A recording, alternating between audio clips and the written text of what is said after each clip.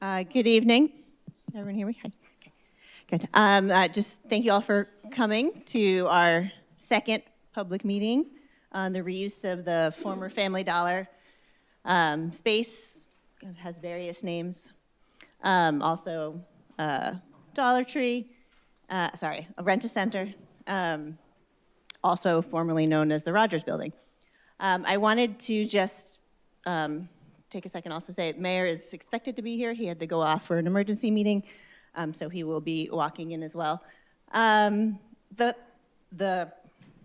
plan for tonight is just a recap. We had a public meeting in September, and so we're going to do a little quick recap, and then we're going to do breakout groups with some facilitators and get into some deeper conversations about the potential suite of uses and what people want to see in these buildings, and then come back for report back and a little wrap up. So the part of the meeting where I'm here talking, and then at the end when you all are talking about your report back, or members of your group are talking about your report back, will be on BevCam.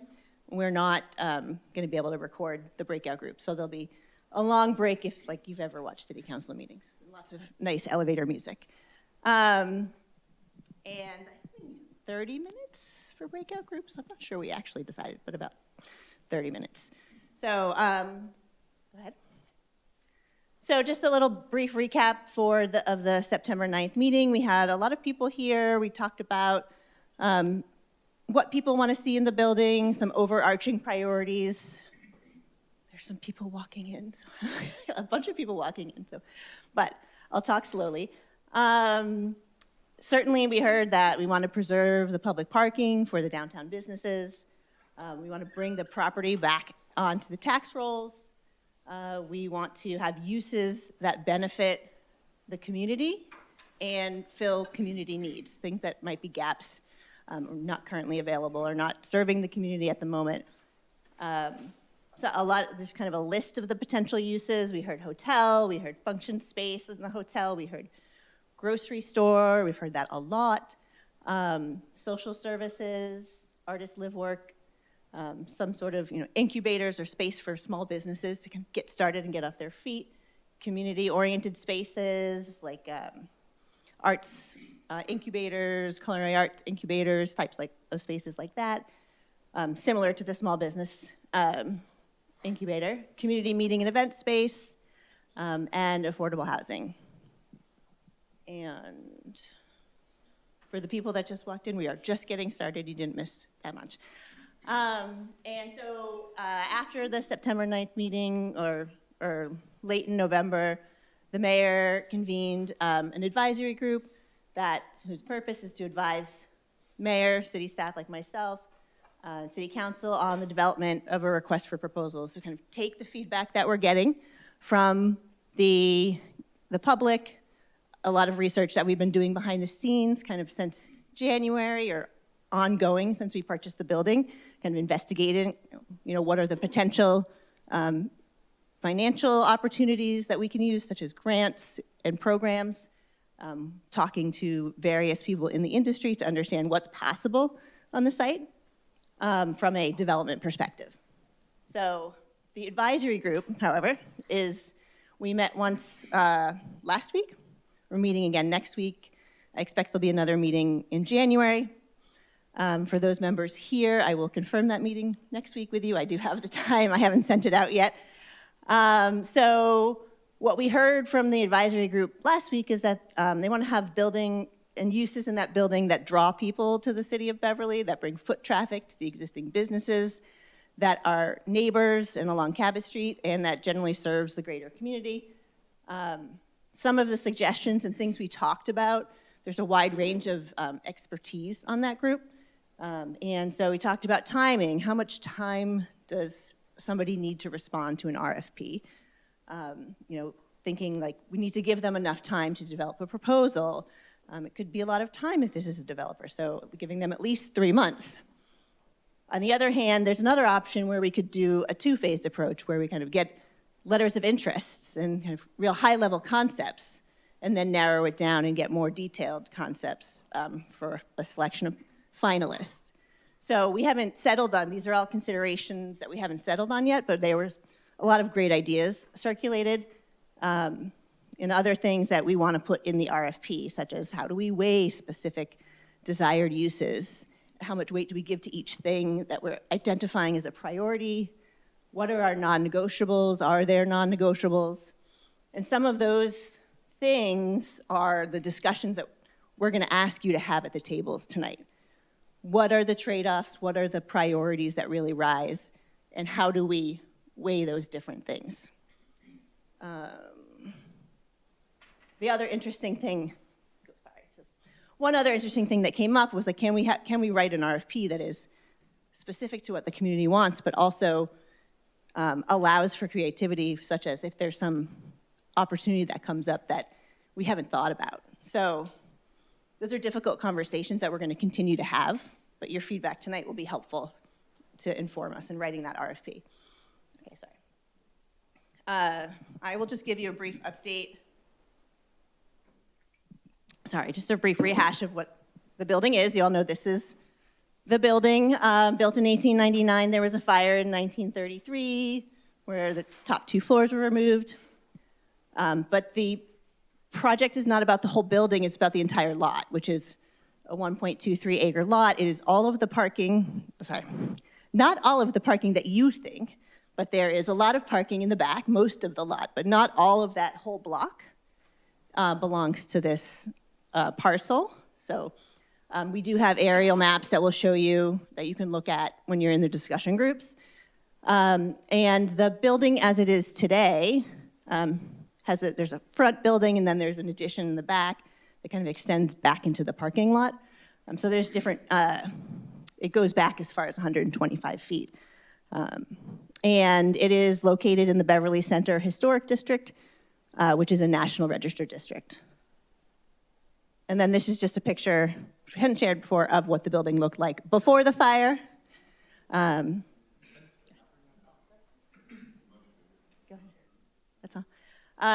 We've heard questions, just so people, oh, there's the aerial that shows the one on the ground, the one on the tables you'll see is easier to read, but there is a red line around the parcel between Cabot, Federal, and Abbott Street. There's also a small parcel on Chapman Street parking, and that's all what the city owns.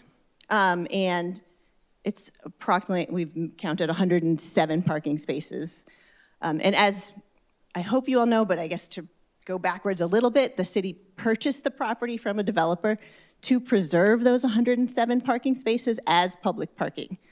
And so one of the other questions that didn't come up, but that we want you to talk about is how many of those parking spaces do we need to retain? Or what percentage of those parking spaces do we need to retain for public parking, knowing that any development on that site is going to need to have parking for that development? So that's one of the other trade-offs that we're kind of asking you to come up with ideas about and just give us your thoughts on. So generally, it's in the CC2 Central Business District on Cabot. Not many restrictions in terms of building except for the height. The maximum height is 45 feet.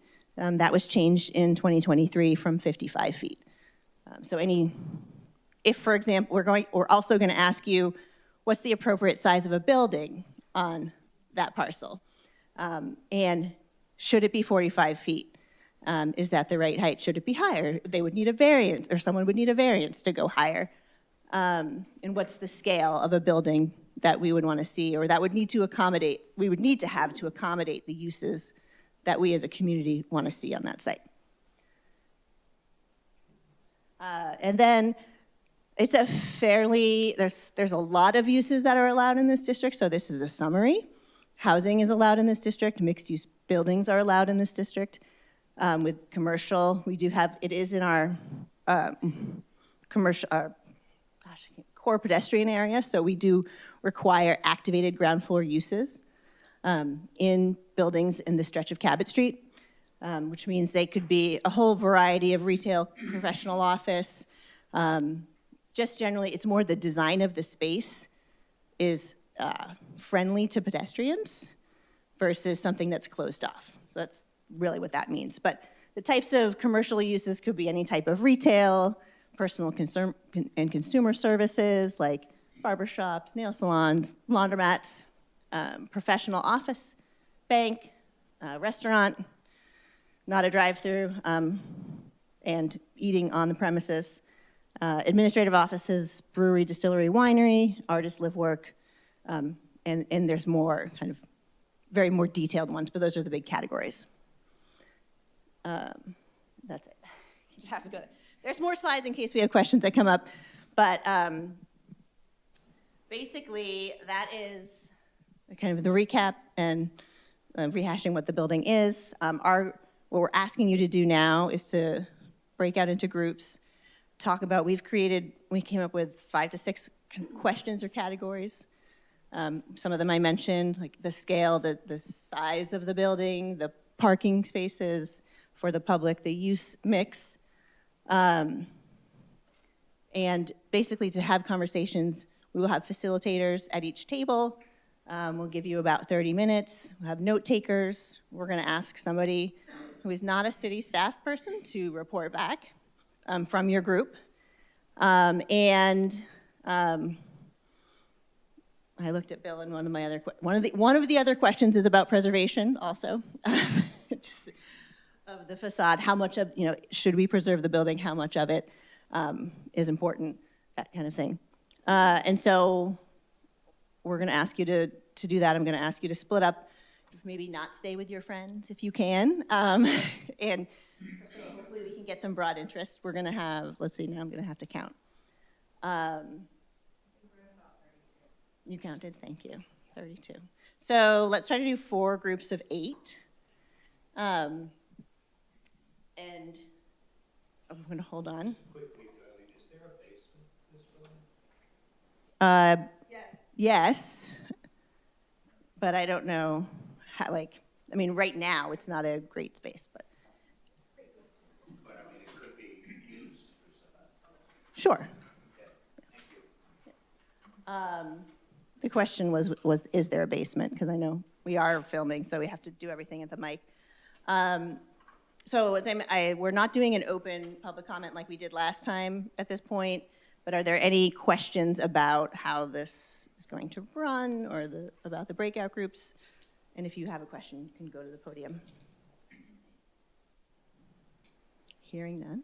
Oh, yes, Councilor House. What kind of parking requirements are there in general? What kind of parking requirements do we need?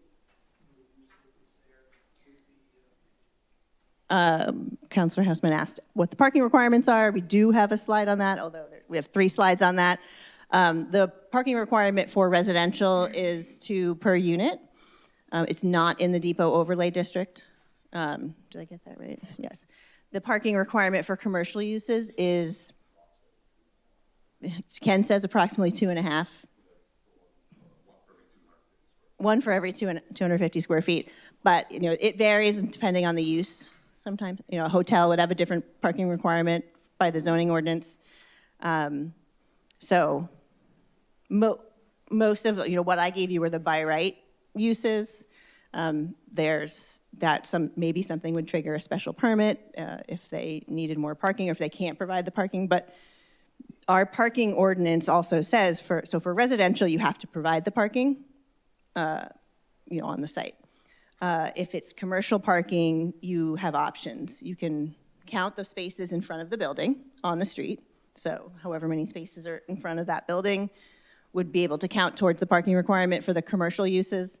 You can also count public parking within 500 feet of the building. So therefore you would be able to count, the commercial use would be able to count any of those parking spaces in the back that remain public. So therefore I think the commercial uses should have no problem meeting the parking requirement.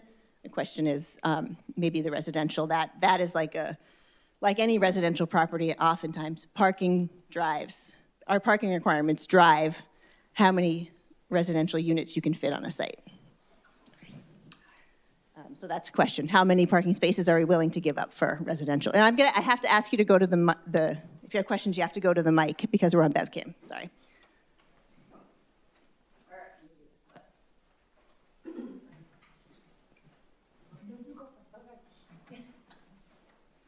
Just a quick question. Does zoning allow for activation on the roof level? I don't know if we say anything about that. So, yeah. I know that the Housing Authority has some spots in that public lot, and I don't know if that's by deed or if they're being rented, but I'm concerned about our neighbors who are elderly and won't have parking in that area. I think there's probably 12 to 15 spots there, In including. the Chapman Street lot. Yeah, on the Chapman Street I'd Federal have to Street lot. get an answer as to how that was worked out because I'm not aware that there was an agreement with the prior owner for those parking spaces. Well, I know so- that the developer was going to plan on taking them, so I was Yeah. just, well, based on the conversations of that meeting Yeah, a year ago or whenever. So that's just a thought. another factor. Yes, thank you Yeah. for raising that. Okay. Am I assigning people?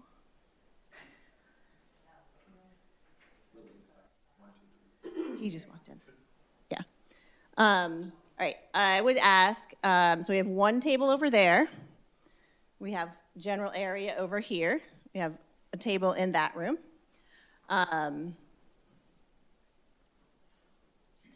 Is 10 too many? Got a couple more people in. Yeah, so let's just do we'll use those 3 spaces. The mayor just walked in. I'm not sure if we're allowed to use his office or not. So we're gonna find out. So we have, if you could self-select, I'm gonna trust everybody that you're not all gonna end up, so we can try to have some diverse conversations and meet some new people. That would be great. And for those of you on BevCam, we will be back in about a half an hour.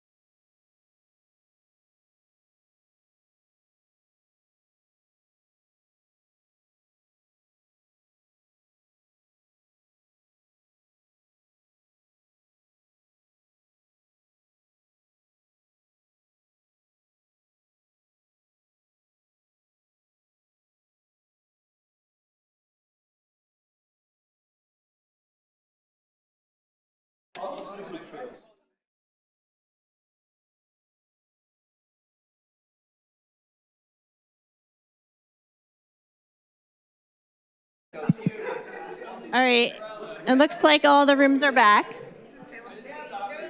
So we're gonna get started again.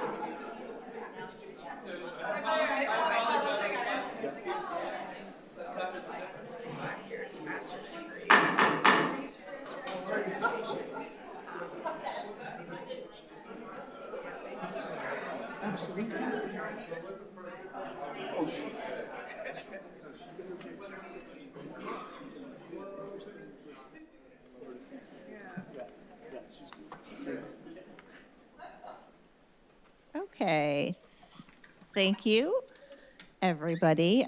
Before I forget to say this, this came up in one of my groups. We are we have prepared a survey.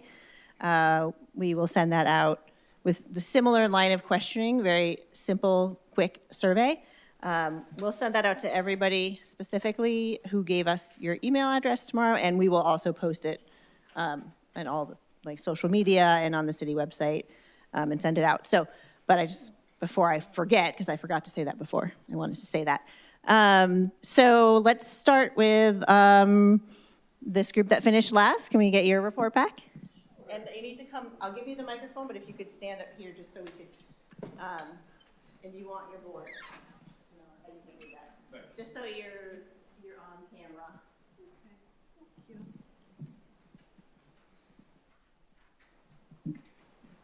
And what are we doing, quick, 3 minutes, 5 minutes?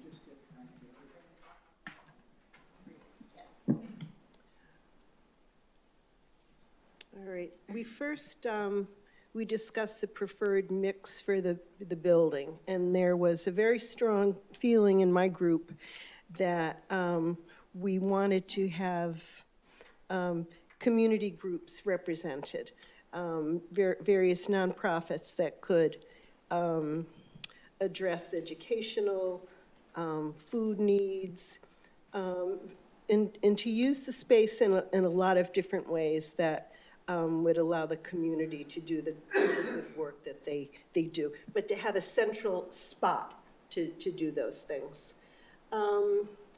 We also talked about the Woodbury Market, which was discussed last week, that was raised again, and also like a kind of bodega type market where people could go in to get like the little things that they used to pick up at Family Dollar store.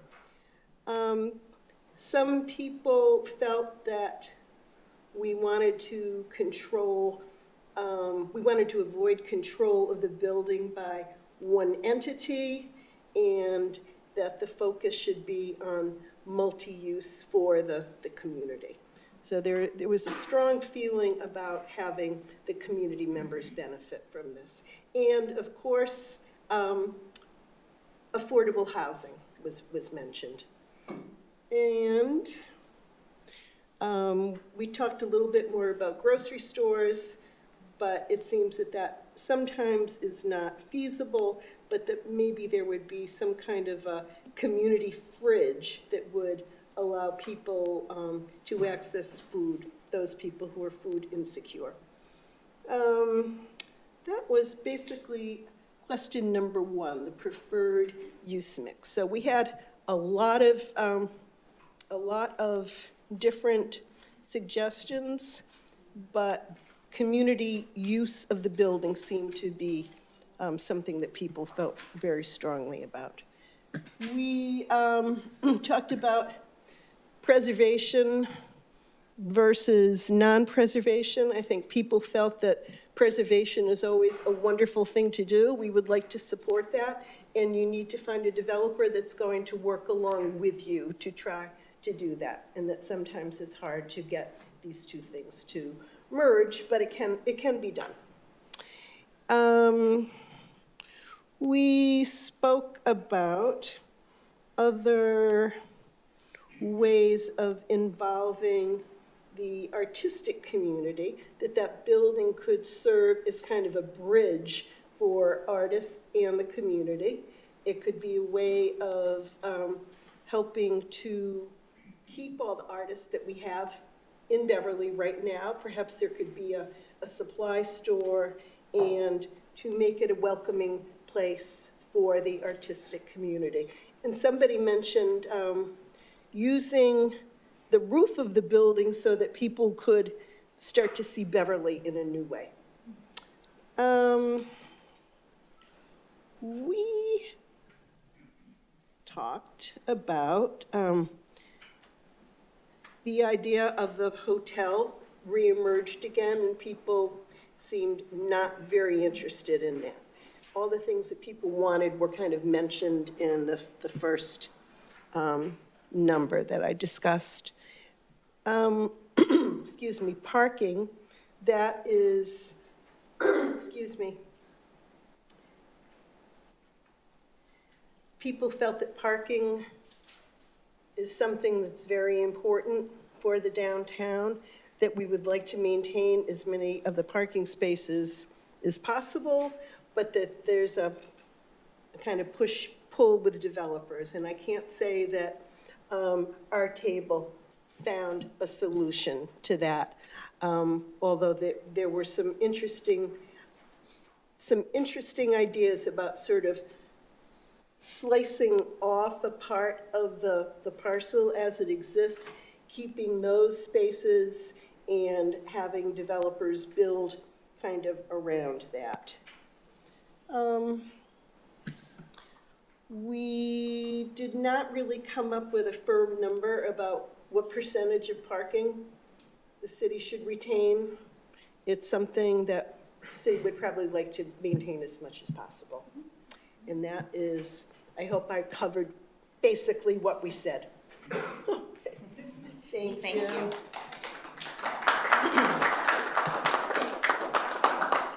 The group in the mayor's office, who's, you may not, you need it. No, I don't need it. All right, so we had a group in the mayor's office when we were discussing, I'm going to go over general themes, and awesome, perfect.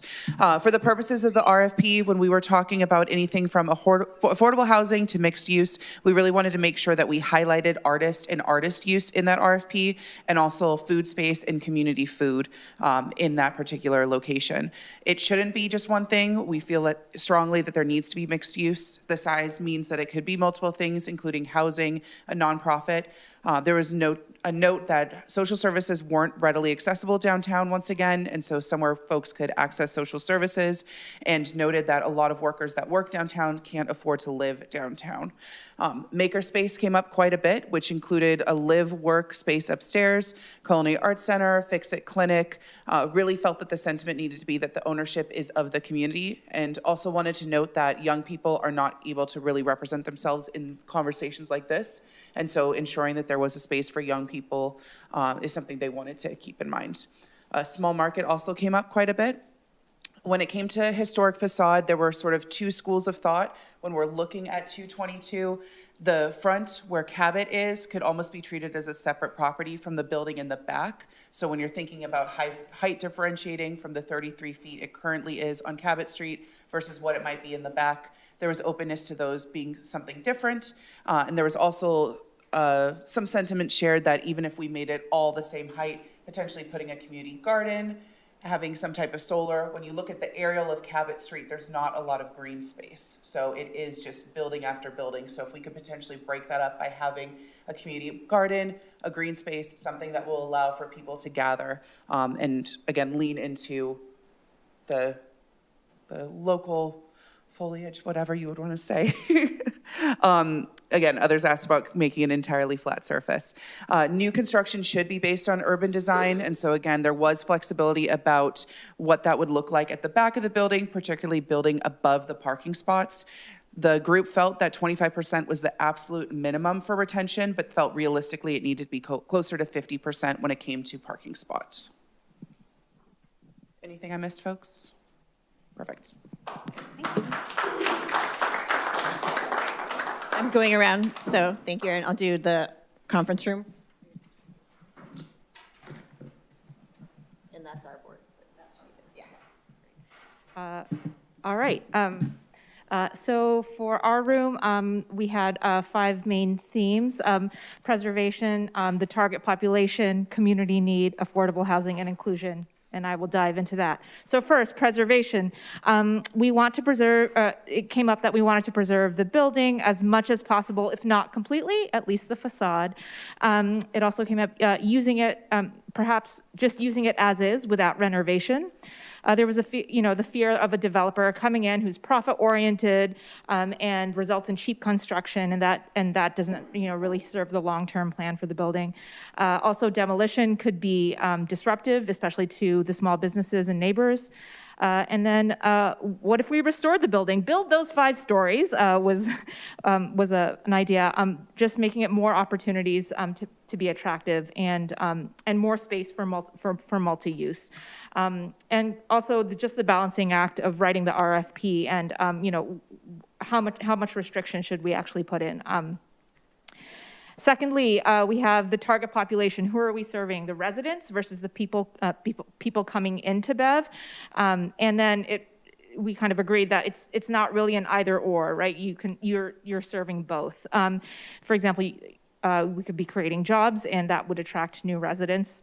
And also by serving the businesses in the area, we serve our residents as well. So and also if people have a reason to come to Bev.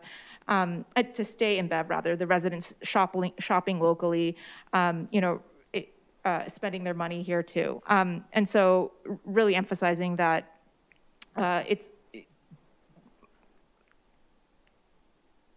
yes, what I said. All right. Thirdly, community need. So again, the hotel idea was not really well received in our group. We gravitated more to community spaces. And then the grocery store, there was lots of smiles and head nods for that. A lot, as has been mentioned, a lot of people downtown don't have a vehicle. The Family Dollar was successful, until their lease ran up. And then when the idea of a co-op came up, man, we got really excited. Because that's like the best of both worlds, right? You get your grocery store, you get your community space, you build it, let's do it together. Am I talking too long? I promise I can talk faster. Okay, and then, so co-op, yes. And then also a land trust. I brought that up. I believe Representative Bowen had brought that up previously as well, so that the city could entrust and have long-term insurance of the space. And fourth theme, I'm almost there, 4 out of 5, we're almost there. Affordable housing, really important, and this is also for purchasing affordable units. And then it was also discussed that there is a state grant that we could sell to a nonprofit developer. And then lastly, units that are permanently affordable and rent stabilized. And last but not least, inclusion. This goes to something Aaron had said right before, whose voices are represented in this conversation that we're having here today. And I know everyone out in BevCam world, please write your counselors, write the committee if your voice is not heard. So Aaron had mentioned, the youth, right? I also brought up in our room, we have a really diverse population here in Beverly. Our race equity audit show that we're, almost 15+% more of people of color, our immigrant neighbors, speakers of other languages. How do we make sure that their needs and their voices are heard and included in building our beautiful downtown together? So let's move forward. Is that it? Great.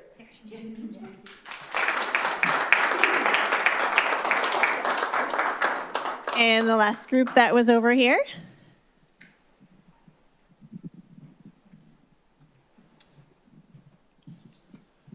Hello. So our group talked about a number of things. The high points of the conversation, the most important parts of the conversation were earlier brought up was that the downtown right now is mostly for basically middle-aged spenders, and that they're both the youth, the young people in the community, and the elderly people in the community don't necessarily have a reason to come downtown. So there was some hope for some space that brought the ability to gather as a community.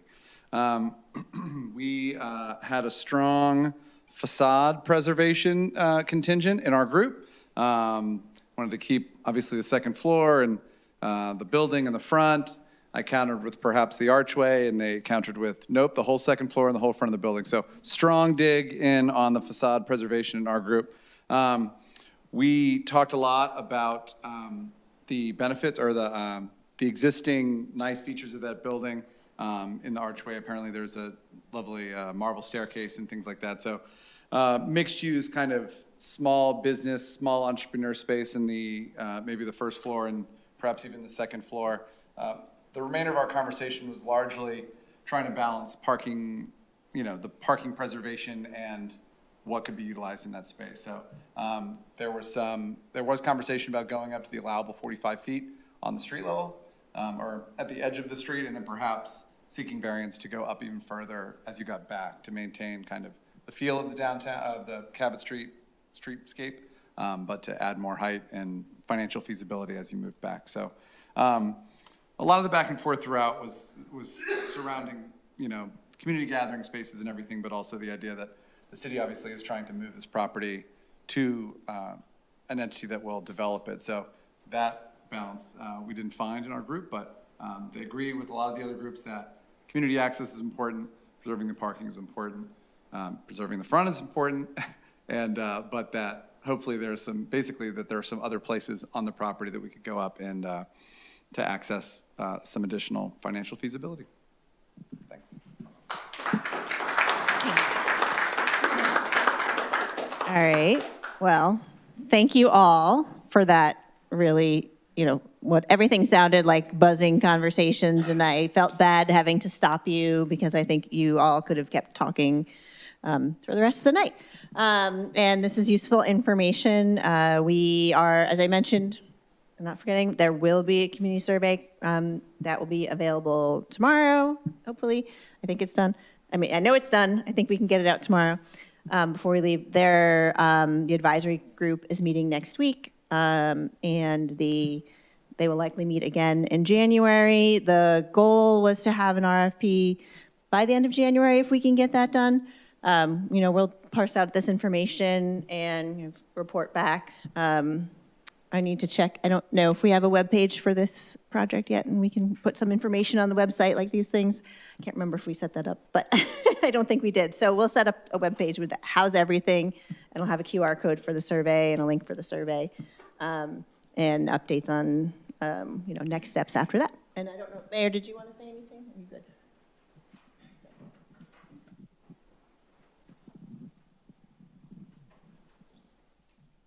Thanks, Darlene. I just want to thank everybody for participating. Please follow up with us by email.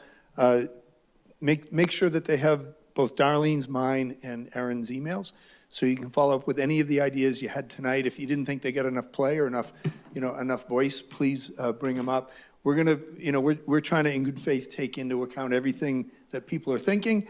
The property can't, at the end of the process, be all things, right? And I said this at the first meeting we had. Everything that I've heard is really thoughtful, and all the different things that people are looking to have more of or provided in the downtown that they don't see. It sounds to me like everything that we're hearing has a place. The good thing is this is not the only building in the downtown to try to accomplish things. The tough thing is this is the one building that we have control over. And so I think that's where a lot of folks want to try to make sure that the things they think are most critical get addressed and get a place here. So, really value the time you're spending. As Darlene said, we will share back out the progress of things. We really do need to be ready to take definitive steps by the end of, our target is the end of January.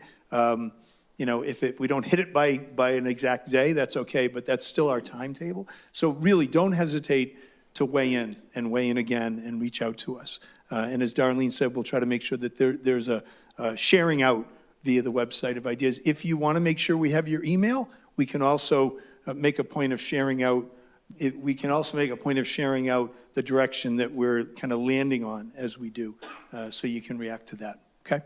Thanks so much. Thanks for BevCam for always being here and making sure that people have access to these important conversations. And thanks for everybody who facilitated. It's not easy to facilitate, and from what I could hear and participated a little bit in, it was a really robust. So thanks so much, everybody. Have a wonderful holiday season. Thanks.